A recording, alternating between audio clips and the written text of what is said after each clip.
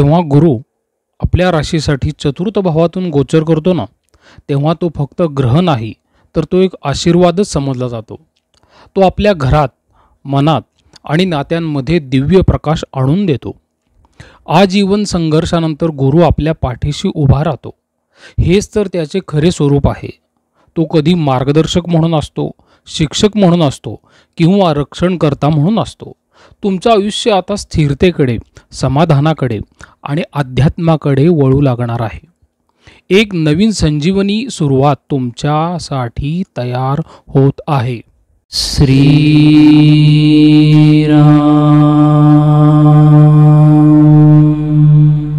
गुरुचा प्रवेश मिथुन राशीमध्ये होईल 15 मे 2025 रोजी. तिथून पुढे तो 13 महिने त्या राशीमध्ये असेल आणि तो मीन राशीसाठी चतुर्थ स्थानातूनच गोचर करेल. एक नूतन आयुष्याची पायाभरणी करणारा हा गुरु असेल. याला आपण एक सुंदर संस्कृत श्लोकाने समजून घेऊया. गुरुरेव गतिही गुरुरेव मतिही गुरुरेव परम ज्ञानम गुरुहु अनुग्रहेण सर्वम साध्यम. गुरु म्हणजे दिशा असते, बुद्धी आणि परिपूर्ण ज्ञानही असते.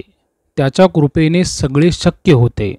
म्हणून तर मित्रांनो, तुमच्या जीवनामध्ये घरातील सौख्यसुद्धा परत येईल, मनही प्रसन्न राहील आणि तुमच्या कामाच्या ठिकाणी म्हणजे कर्मामध्ये एक नवा आत्मविश्वास निर्माण होईल आणि तुमचं अंतर्मन जे आहे ते आध्यात्मिक आनंदाने भरून जाईल.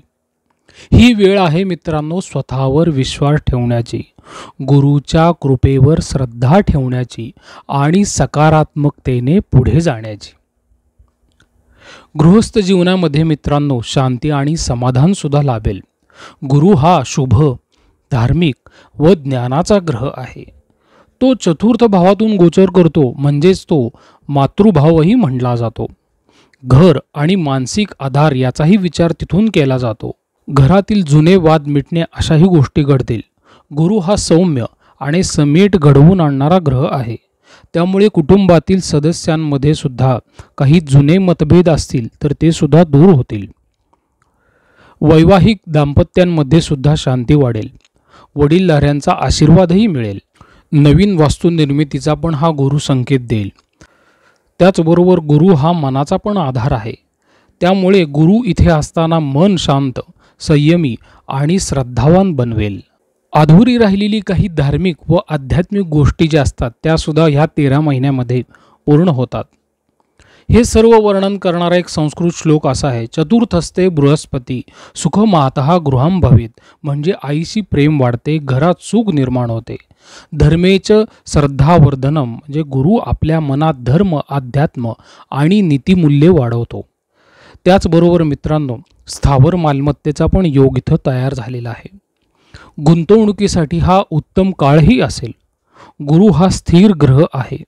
तो 4थ्या भावातून असताना तो स्थावर मालमत्ता, जागा, फ्लॅट, प्लॉट, गाड्या किंवा शेतीच्या जमिनी ह्यासाठी तो अनुकूल असतो. जर पूर्वी आर्थिक अडथळ्यांमुळे तुम्ही गुंतवणूक थांबवली असेल तर आता ती संधी पुन्हा मिळेल.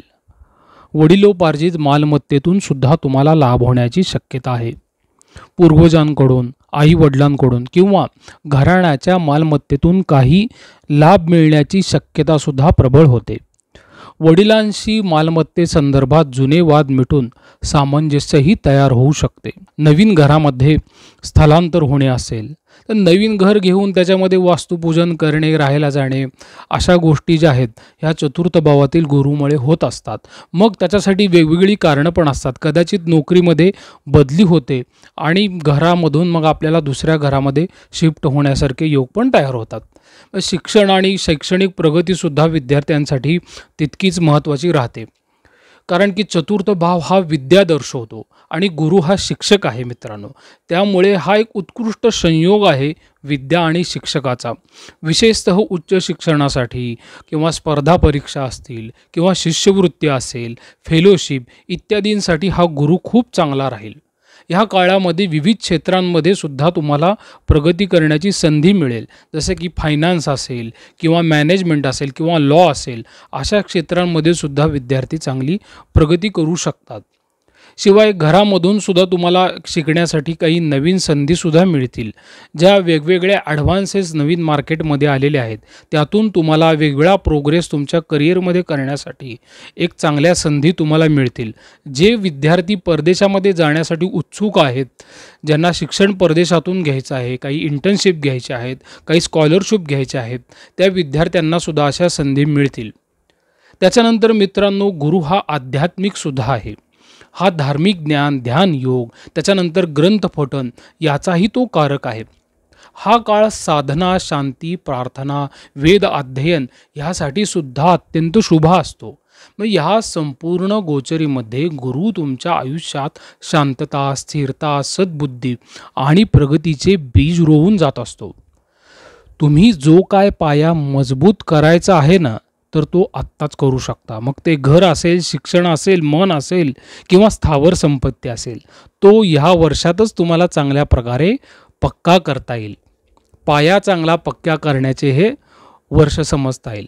ज्यावेळेस गुरु चतुर्थ भावातून गोचर करतो ना, त्यावेळेस तो अष्टम स्थानावर दृष्टी देतो, दशम स्थानावर दृष्टी देतो आणि 12व्या स्थानावर पण दृष्टी देतो. कारण की गुरुच्या दृष्टी ज्या असतात ना, ह्या 5, 7 आणि 9 अशा असतात.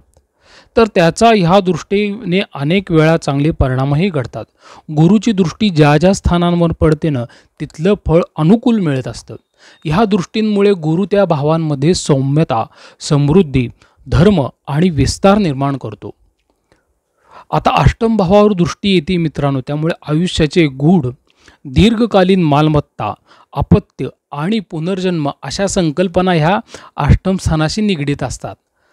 8वा भाव हा आश्चर्यकारक परिवर्तन किंवा गूढ शक्ती, दीर्घ आयुष्य किंवा गुप्तधन याचाही भाव तो मानला जातो.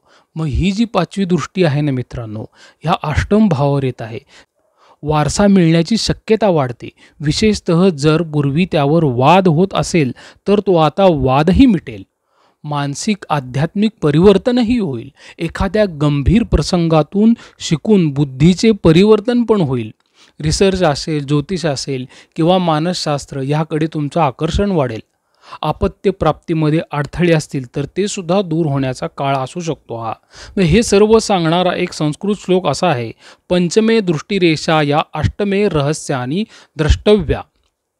आता त्यानंतर आपण बघूया मित्रांनो, गुरुची 7वी दृष्टी जी आहे ती दशम स्थानावर येईल. कर्म, यश, प्रतिष्ठा आणि व्यवसायाचाच हा भाव आहे. त्याला कर्मस्थानही म्हणतात. इथे आपला व्यवसाय, नोकरीतील पद, प्रतिष्ठा किंवा समाजातील मान याचाही विचार करतो आपण. गुरुच्या सप्तम दृष्टीचा प्रभाव सर्वात मजबूत मानला जातो.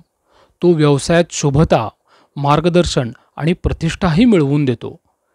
त्याच्यामध्ये तुम्हाला मग प्रमोशन पण मिळू शकतं. काही जणांकडून तुम्हाला काही रिकमेंडेशन मिळू शकतात, रेकग्निशन्स मिळू शकतात, मान सन्मान वाढेल, पदवृद्धी पण होते, वरिष्ठांकडून मार्गदर्शन मिळते, तुमच्यावर विश्वास वाढतो. जर स्वव्यवसायात असाल ना, तर तुमची ब्रँड व्हॅल्यू पण वाढते बघा. क्लायंटचा ट्रस्ट पण वाढतो. धार्मिक किंवा शैक्षणिक क्षेत्रात काम करण्यासाठी पण तुम्हाला मोठ्या संध्या मिळतील. ह्याचंच एक विश्लेषण देणारा संस्कृत श्लोक असा आहे, दशमे दृष्टी बृहस्पते कर्मवृद्धी प्रदायनी सन्मानम लभते यत्र धर्मकर्मच शोभते. 12वा भाव म्हणजे व्यय, परदेश, एकांत, खर्च, ध्यान, वियोग ह्यासाठी तो विचारात घेतला जातो. आणि इथं गुरुची 9वी दृष्टी आली आहे. म्हणून खर्चामध्ये विवेक, आध्यात्मिक प्रगती आणि परदेश संधी पण वाढतात. परदेशाचे प्रवासाचे योग पण येतील आणि तिथे जाऊन स्थायिक होण्याचे पण योग येतील. जसं मी थोड्या वेळापूर्वी सांगितलं की हायर एज्युकेशनसाठी सुद्धा तुम्हाला संधी मिळेल. त्याच्याबरोबर मी बऱ्याच वेळा ही गोष्ट सांगतो, ध्यान, योग, साधना याकडे सुद्धा वळण्यासाठी हा अनुकूल काळ आहे. अनावश्यक खर्च पण कमी होतात. खर्चात सुव्यवस्था येते. स्वतःच्या आत डोकावून बघण्यासाठी एक वेळ चांगली आलेली आहे. स्वसाक्षात्कार असं थोडक्यात म्हणूया. द्वादशे गुरुर्दृष्टी मोक्षमार्गम प्रदर्शयेत, हे एक सांगणारा हा संस्कृत श्लोक होता. तर मित्रांनो, मीन राशीच्या बाबतीत हा 4था गुरु म्हणजे मिथुन राशीतून जाणारा गुरु कशा प्रकारचं चित्र तुमच्या आयुष्यामध्ये निर्माण करेल हे मी या व्हिडिओमार्फत सांगण्याचा प्रयत्न केलेला आहे. त्याचबरोबर मित्रांनो, मी तुम्हाला बऱ्याच वेळा व्हिडिओमधून हेही सांगतो जाता जाता की आपण जे राशी भविष्य वेगवेगळ्या यूट्यूब चॅनल्सवर ऐकतो किंवा माझ्याही चॅनलवर तुम्ही आवडीने बघता, ते राशी भविष्य आणि प्रत्येकाची वैयक्तिक पत्रिका याच्यामध्ये फार मोठी तफावत असते. सिग्नल जो असतो तो रेड आहे का ग्रीन आहे, अशा प्रकारची जे एक चित्र आहे ते आपल्याला राशी भविष्यातून समजू शकते. त्यामुळे राशी भविष्याला तुम्ही सर्वस्व मानत जाऊ नका. हां, फक्त मनाला तुम्हाला एक पॉझिटिव्हनेस येणं हे प्रत्येक भविष्यामागचं एक गूढ तत्व आहे. तरच त्या भविष्याचा तुमच्या आयुष्यामध्ये फायदा होईल. शास्त्राचा फायदा केव्हा होतो? जर ते तुमचा ताण कमी करत असेल, तुमच्यामध्ये सकारात्मकता उजळून आणत असेल. प्रसाद कुलकर्णी, पंढरपूर. श्रीराम.